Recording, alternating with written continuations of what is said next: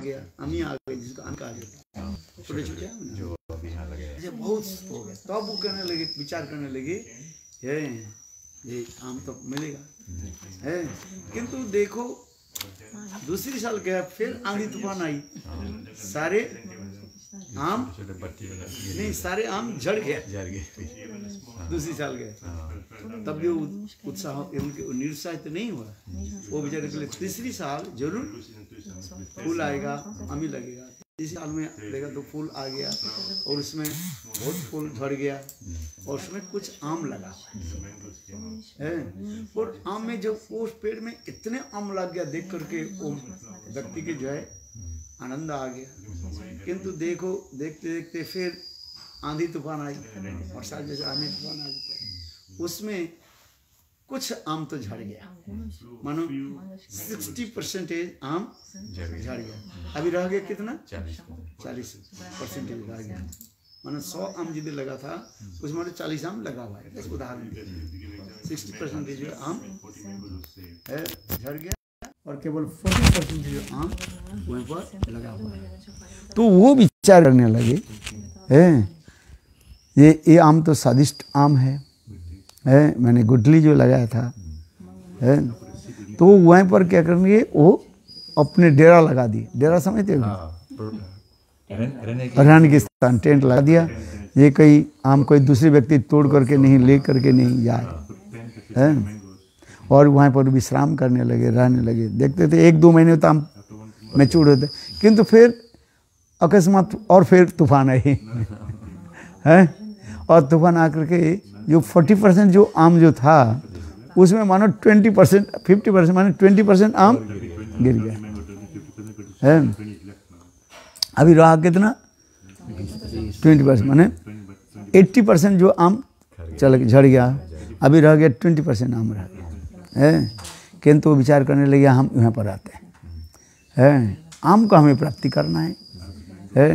अब ये तीसरी साल क्या बोले, चौथी साल चल रहे हैं, तो देखा क्या, उसमें कुछ आम जो है देखा, देखते देखते वो आम पक गया है।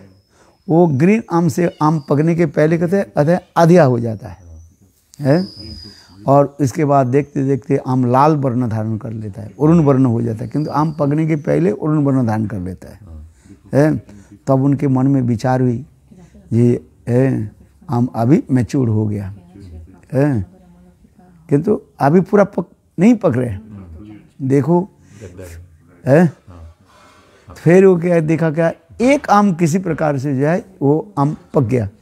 ये लोग आम जब पक जाता है ना, अरुण वर्ण से, मैंने क्या बोले, कुमकुम कलर से हो जाता है, क्या है, क्या वर्ण होता है, पीली वर्ण हो जाता है आम का, जो देखता है, जो अच्छी जो आम होता है ना, वो पीला वर्ण हो गया।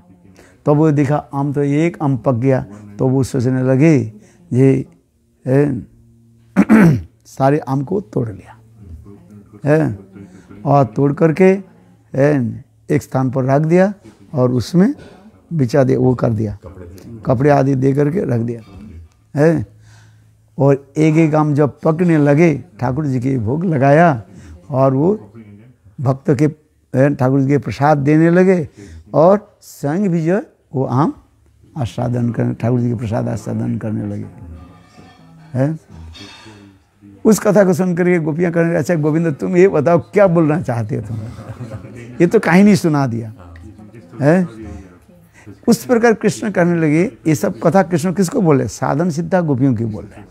ये हमारे विश्वनाथ टीका में लिखते हैं, साधन सिद्ध गोपियों की कहने लगे, देखो आप लोग साधन भजन करके हैं,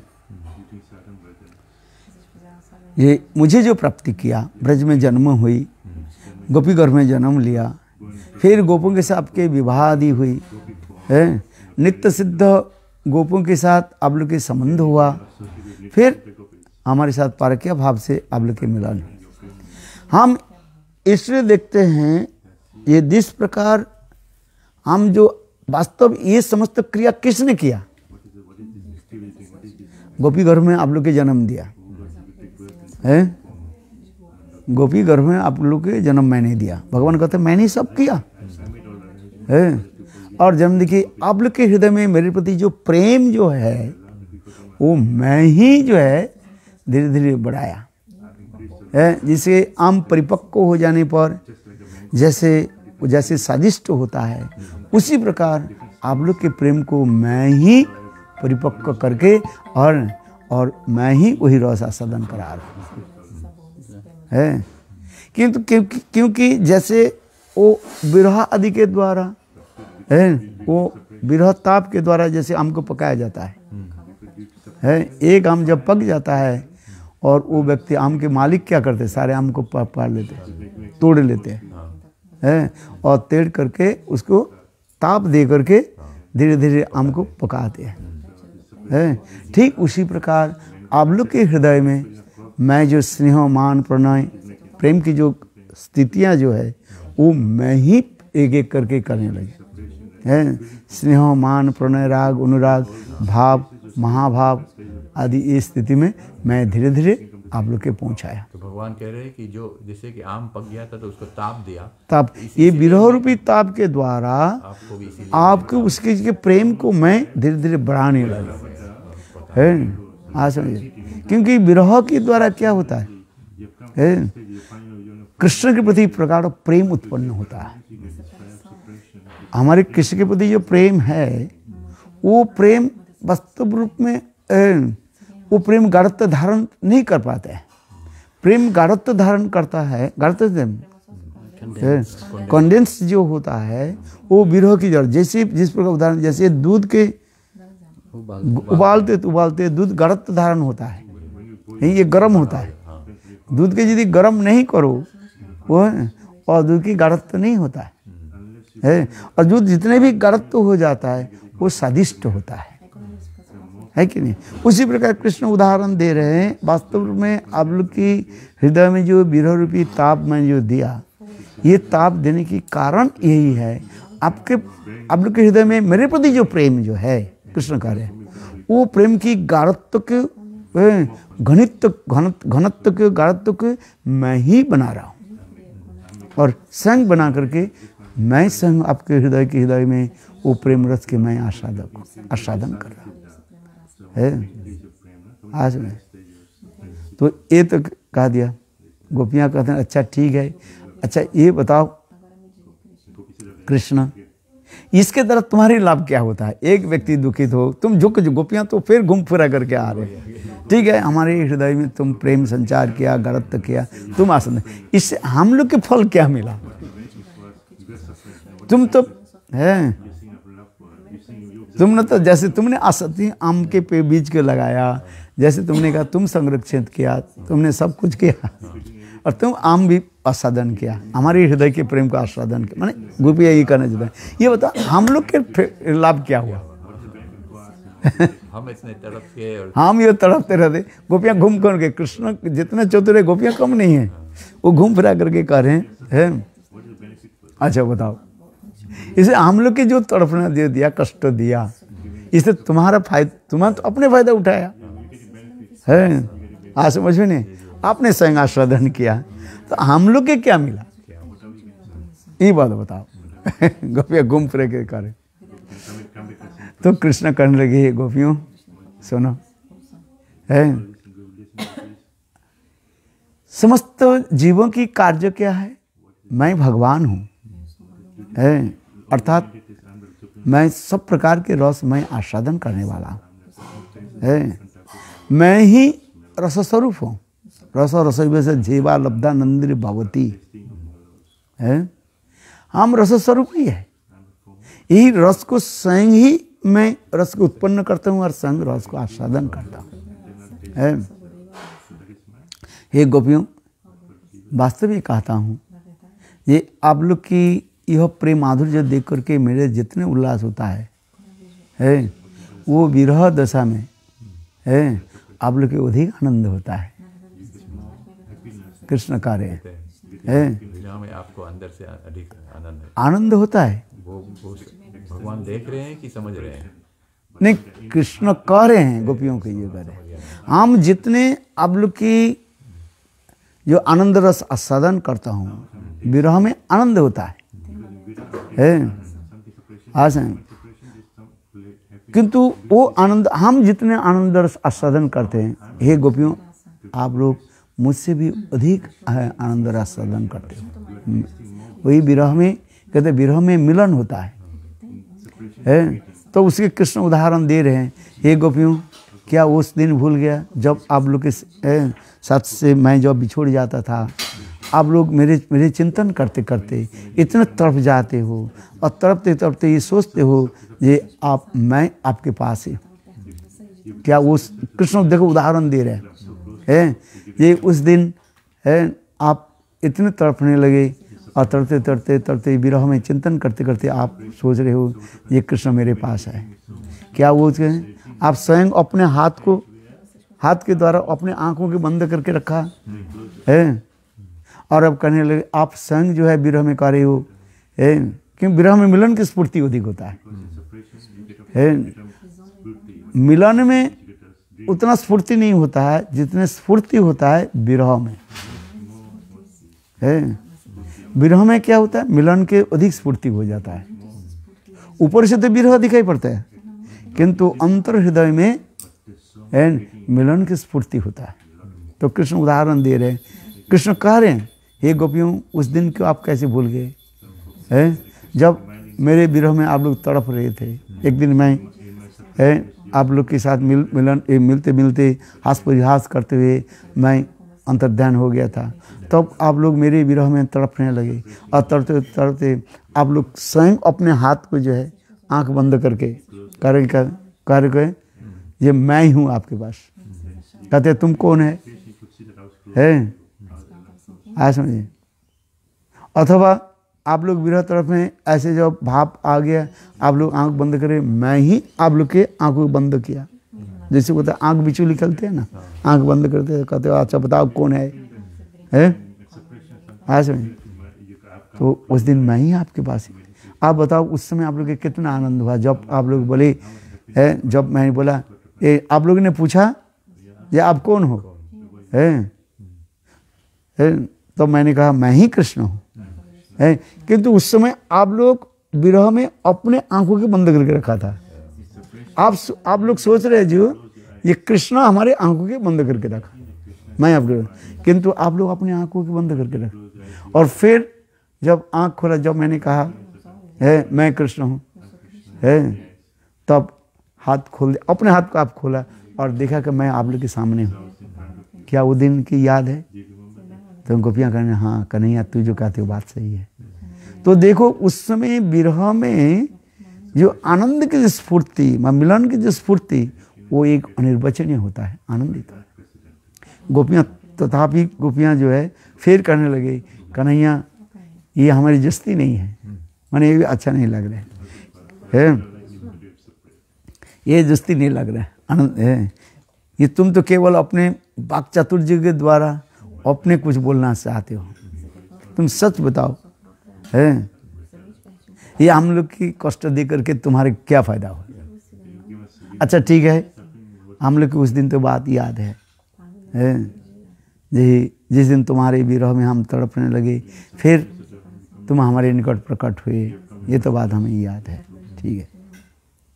किंतु आप जो उदाहरण दे रहे हो आप ये बताओ प्रियजन के कष्ट देने के क्या आपके क्या फल होता है? शास्त्र का तो उदाहरण ये देना नहीं चाहिए। तो कृष्ण कहने लगे हे गोपियों सुनो, दूसरी उदाहरण दे रहा है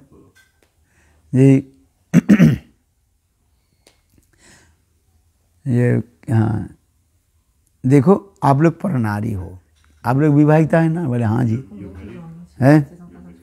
और मैं कौन हूँ? मैं ब्रह्मचारी, मैं तो ब्रज में विवाह नहीं किया। कृष्ण ब्रज में विवाह नहीं, कृष्ण की जो है कृष्ण के ब्रज में विवाह नहीं। कृष्ण के विवाह कहाँ दिखाया? द्वारकापुर में थे, भागवत के उनके द्वारकापुर में है विवाह हुई। किंतु दूसरी बृहत वामन पुराण में कृष्ण के विवाह कहीं कहीं जो है दिखा गया, रुक्मिणी के साथ विवाह रहा किसी कल्प में है। बृहद वामन पुराण के अनुसार कृष्ण के जो है विवाह जो है ये मथुरा में भी दिखाया गया। मथुरा भी किसी कल्प की कथा, एक कल्प की कथा थोड़ी है। भागवत के अनुसार कृष्ण के ये विवाह द्वारका में दिखाया गया।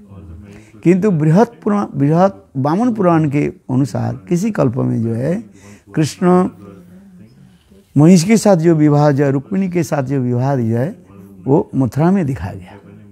ये बृहत वामन पुराण में लिखा। तो कृष्ण कहने लगे देखो वृंदावन में हम लोग तो विवाह नहीं हुआ, आप लोग परनारी होने के नाते आप लोग के साथ स्वच्छंद मिलन संभव नहीं था, है किंतु इससे सख्यत्व और परक्यत्व माधुर्य तो नहीं रहेगा, है हाँ समझे। इसलिए मैं आप लोग के साथ जो हमारे साथ आप लोग की जो प्रेम जो है वो प्रेम के और भी घनीभूत करने के लिए है मेरे ही जोगमाया के द्वारा है आप लोग के प्रेम के और भी मैं गढ़त करता रहता हूँ, है जिससे आप लोग के साथ मिलन में है क्या विरह में वो प्रेम की रस आस्वादन हो, है प्रेम की रस आस्वादन तब होता है मिलन में जितना प्रेम रस आस्वादन होता है उससे सगुना गुण विरह में आनंद रस आस्वादन होता है क्योंकि परक्यत्व में जो देखा जाता है उसमें वामता प्रधान हो जाता है। वामता समझे लेफ्ट विंग्स मोड है सख्य में वामता जो है वो उतने घनीभूत नहीं होता, सामान्य रूप में थोड़ा दिखाई पड़ता रहता है किंतु परक्यत्व में ये वामता है वो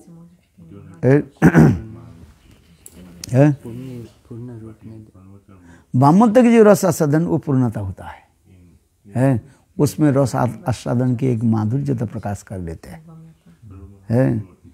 कृष्ण कहने लगे जैसे एक उदाहरण दे रहे हैं देखो अच्छा बताओ ये जो क्या बोलते हैं कमल जो है कमल पद्म जो कमल कमल के पति को किसको माना जाता है? सूर्य के माना जाता है क्योंकि सूर्यं उदिति पद्मं प्रकाशिते शास्त्र में नहीं नीति शास्त्र में लिखा जा गया ये कमल उदित क्या बोले सूर्य उदित होने के साथ ही साथ कमल प्रस्फुटित विकसित होता है इसलिए शास्त्र में सूर्यं उदिति पद्मं प्रकाशते। जानो पति पत्नी के उसी प्रकार जो है एक जोग रहता है ऐसा है तो उसी प्रकार कृष्ण करने लगे देखो आप लोग परनारी है किंतु ये आप बताओ कमल के जो मकरंद जो है सौंदर्य माधुर्य कौन ग्रहण करता है? सूर्य ग्रहण करता है कि नहीं करता है? तो दूसरे आग्रह ग्रहण करता है।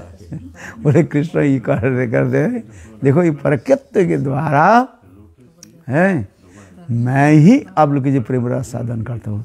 अर्थ कृष्ण कहते जिस प्रकार भ्रमर है वो कमल के जो है सौंदर्य माधुर्य का आस्वादन करते हैं, सूर्य आस्वादन नहीं करते हैं। सूर्य तो उतना ही जो है कमल के प्रस्फुटित कर देता है माने विकसित कर देते हैं किंतु भ्रमर आकर के उसे रस आस्वादन करते हैं। इसलिए आप लोग की परक्यत्व के भाव जो है ये अत्यंत जो है उपादेय है। उपादेय समझते हो? उपादेय अत्यंत जो है आदरणीय है अत्यंत असाधनीय है ये परक्यत्व भाव के द्वारा है वास्तव आपके प्रेम माधुर्य मैं ही जो करता रहता हूँ। ऐसे कृष्ण अनेक अनेक उदाहरण दिया गया है। विष्णु के टीका पढ़ो आनंद आए।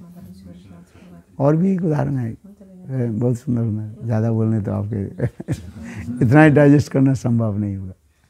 है आम का उदाहरण बड़ा अच्छा था। है आम के उदाहरण आम के जो उदाहरण दे वो नित्य सिद्ध गोपी साधन सिद्ध गोपियों के दिया और ये जो उदाहरण दे रहे हैं कमल के साथ सूर्य के उदाहरण दे रहे हैं ये नित्य सिद्ध गोपियों के उदाहरण दे रहे हैं क्योंकि उसमें तो अनेक प्रकार की गोपियां थी ना रासलीला में जो है कृष्ण किसके उद्देश्य में क्या बोल रहे हैं वो समझना चाहिए।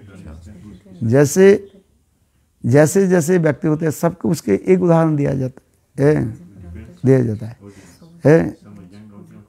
जैसे कोई व्यक्ति कहते हैं एक साधारण उदाहरण होता है और एक विशेष, एक साधारण उपदेश होता है और एक विशेष उपदेश दिया जाता है। जैसे जैसे अधिकारी होता है उसके दिया जाता है। कोई व्यक्ति के निष्ठा उत्पन्न नहीं हुआ, बस साधारण कोमल श्रद्धा है, कहते हैं हम तो नियम पालन कर नहीं पाएंगे, अब भजन करना चाहते हैं, तो उनके कहते हैं ठीक है तुम अभी थोड़ा नाम करो, है अच्छा चलो नीम की माला लो और नाम करो, है अच्छा ठीक है सुबह एक माला करना है, शाम को एक माला करना है। किंतु वही व्यक्ति नाम करते करते जब फिर नाम में जब उसके ये आएगा, फिर उसके क्या ये दिया जाएगा, बोले हर रोज नियम करके नाम करो, है हर रोज 16 माला नाम करो, है। फिर उसके जब श्रद्धा जितनी बढ़ते जाएगा फिर कहेंगे तुम 64 माला नाम करो। ये विधि के एक व्यक्ति के जब श्रद्धा उत्पन्न नहीं हो रहा है, उसके श्रद्धा उत्पन्न कराने के लिए धीरे धीरे उसको आगे लेकर के जाना पड़ता है। और एक साथ में यदि कहा दिया गया तुम 64 माला हरि नाम करो, वो करेंगे नहीं, है कि नहीं।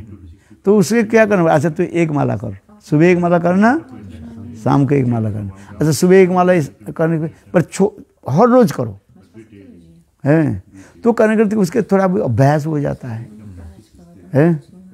आज जब ये अभ्यास हो जाता है फिर उसको दूसरी उपदेश दिया जाता है, गले में कंठी धारण करो, है ये 4 नियम के पालन करो। करते करते जब उनके थोड़ा बहुत ये आ जाता है, और ये क्या बोलते हैं रुचि आ जाता है, तो वो संग अपना ही करते रहे।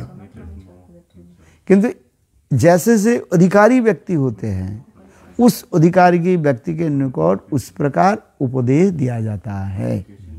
ये कृष्ण जी ये समझते कथा जो कार्य हैं, ये कुछ उपदेश जो है साधन सिद्धा गोपियों के दिया और कुछ उपदेश जो है नित्य सिद्धा गोपियों की दिया। जैसे अभी लास्ट वाला जो बताया ये समझते क्या है, नित्य सिद्धा गोपियों की दिया जो कृष्ण के है। क्योंकि ये भी तो प्रश्न किया ये हम लोग के कष्ट क्यों दिया है, किंतु प्रश्न क्या था, प्रियजन के कभी दुख नहीं देते, कष्ट नहीं देते।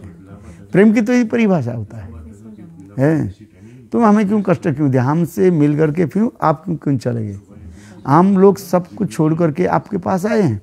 पति सुतन नया भातृबंधवा नति विलंगते अंतच्युतागता है ऐसे। और इसके बाद क्या लेना, पति सुतन नया भातृबंधवा नति विलंगते अंतच्युतागता। और कत त्याजे निशी है, और एक लाइन रह गया मैं तो आप लोग हम लोग पति पुत्र आदि सब कुछ त्याग दे करके आपके पास आए हैं, और हम लोग के छोड़ करके आप चले गए क्यों। गोपियाँ तो ही गोपी गीत में कार्य है। हे अच्युत हे कृष्ण, आपके नाम ही तो अच्युत है, और अच्युत माने जिससे कभी अलग नहीं होता है, अनफलेबल करने जो कभी अच्युत माने पति पति सुतन नया भातृबंधवा अति विलंगते अच्युत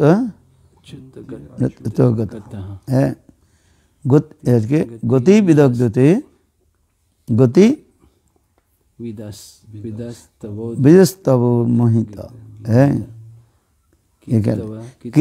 कितवजसी तो कस तेजस निशी है। आप ऐसे है छल कपट से है हम लोग के छोड़ करके चले गए क्यों गए है, ऐसे क्यों चले गए। ये गोपी जो है ऐसे पति सुतन नया भातृबंधवा नति विलंगते अंतच्युतागता है। गति विदस्ते तत्मोहित है किस्तवते जैसे कस तेजस निशी। उसमें गोपियाँ जो कार्य है ये हम लोग सब कुछ छोड़ करके जो आए हैं आपके उचित नहीं है। तो ये समस्त गोपियाँ जो इसमें 2 प्रकार की गोपियाँ गाती हैं, एक साधन सिद्धा और एक नित्य सिद्धा गोपियाँ। ये साधन सिद्धा गोपियों के लिए कृष्ण पहले उदाहरण दिया, जैसे आम की जो उदाहरण दिया, ये साधन सिद्धा गोपियों के लिए। और नित्य सिद्धा गोपियों के ये उदाहरण दे रहे हैं, जिस प्रकार कमल से सूर्य के रश्मि के द्वारा प्रस्फुटित होता है, सूर्यं उदित पद्मं प्रकाशित है। किंतु सूर्य जो है कमल के सौंदर्य माधुर्य आस्वादन नहीं करते। कमल के सौंदर्य माधुर्य मकरंद जो भ्रमर करते रहते हैं, और भ्रमर के स्वभाव होता है क्या, एक फूल से दूसरे फूल पर जाना है। कृष्ण उसी प्रकार, कृष्ण ये कहना चाहते हैं, आप लोग हमारे प्रेम प्रियतम है, आप लोग की छोड़ करके मैं कहीं जा ही नहीं। भ्रमर कहते हैं वही कमल वन में बार बार जैसे मड़मड़ाते रहते हैं। तो इस समस्त कृष्ण जो है वही कथा सुनाए। और वृंदावन बिहारी जय जय श्री राधे है। अच्छा अभी तो जाना है ना। हाँ, और वो बर्फ ये कर दिया है यहाँ पर, यहाँ कर देंगे। हाँ हाँ पिताजी की, हाँ पिताजी के फोटो रख दो, और थोड़ा फूल ले आओ है, और वो प्रसाद ठाकुर जी भोग लगे ना, हाँ उसको ले आओ, गंगा जल, एक माला है, फूल है, फूल ले आओ। हाँ अच्छा जो है वो ले आओ। कलियुग में तो नाम संकीर्तन ही है, ज़्यादा बोलने से कहाँ से ले आओगे। हाँ